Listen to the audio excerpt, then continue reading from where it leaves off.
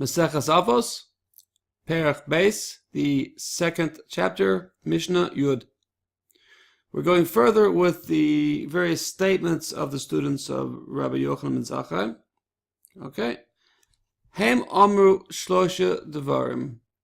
They said three things. Now, this is, we see Shlosha is here again in the in parentheses. That's only because in certain manuscripts it is doubled. So, just for the sake of completeness, it is in many printed editions brought over again in parentheses, just to indicate that. Hem Amru Shlosha Devarim. They said three things. Rabbi Eliezer Omer, Rabbi Eliezer says, Yihi kavod chaverach. It should be the honor of your friend. Chaviv elecha. It should be precious to you. Kishelach, like your own. In other words, when somebody insults your friend, or when somebody does something dishonorable to your friend, you should feel it as a personal affront also. You should feel very strongly about the honor of your chaver, your fellow. Fine. It says further, Va'al tihi noach likos. You should not be easy to anger. Obviously, if we have the honor of our fellow in our mind, and we witness an affront, the counterbalance is the same token. We shouldn't become enraged all too easily.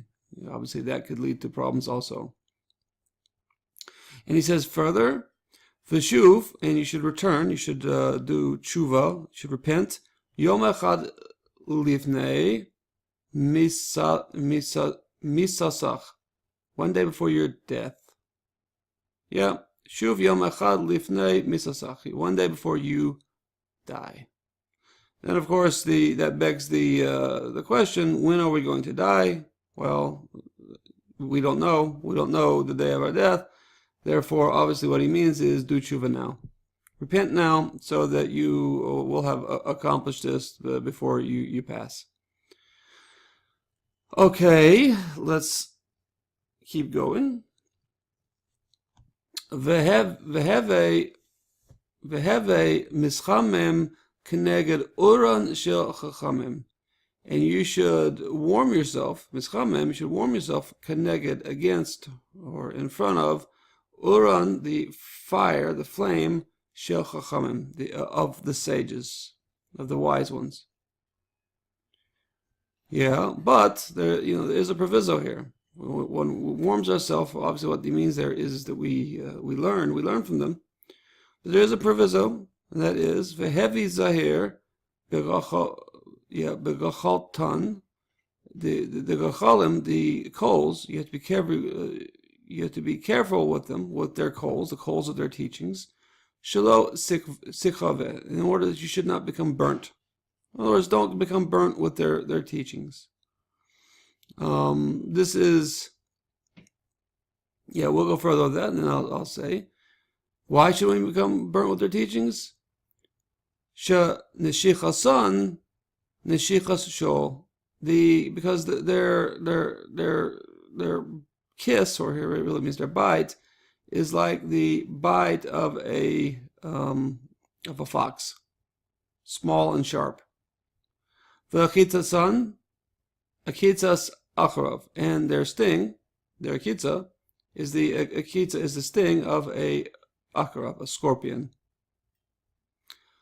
Right? Ulachishasan, lachishas saraf, and their hiss is the hiss of a snake. Saraf is another word for nachash.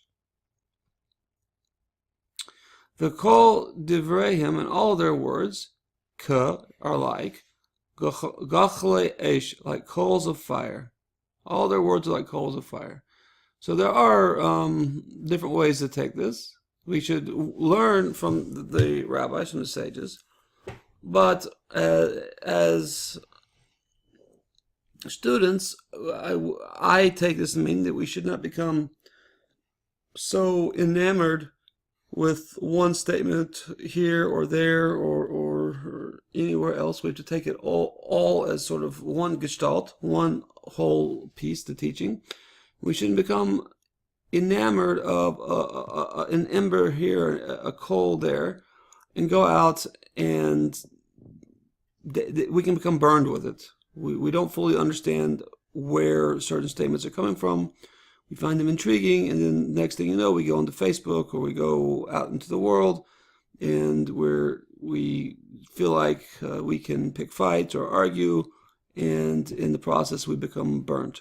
So the Torah is not supposed to be like that at all. Torah is supposed to be something that is altogether positive, and we're supposed to just slowly take it all in and not take up any of the coals, because if we do, we have the potential to be burnt. We should just allow ourselves to be warmed by the Torah, and slowly we will sort of take it into ourselves. We will become a fit vehicle for teaching the next generation. We should not assume that we're ready to go too soon, because in the process we can burn ourselves and we can burn others with it by teaching or getting involved in debate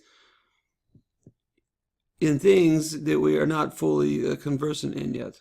So I see this a lot, and it's really something that pains me. So the slow approach, the snowball approach, is the way to go. We go slow and steady. We don't take up a line of knowledge, a factoid here and there, and then run out and seek to do combat with them. That is not what the Torah is meant to be.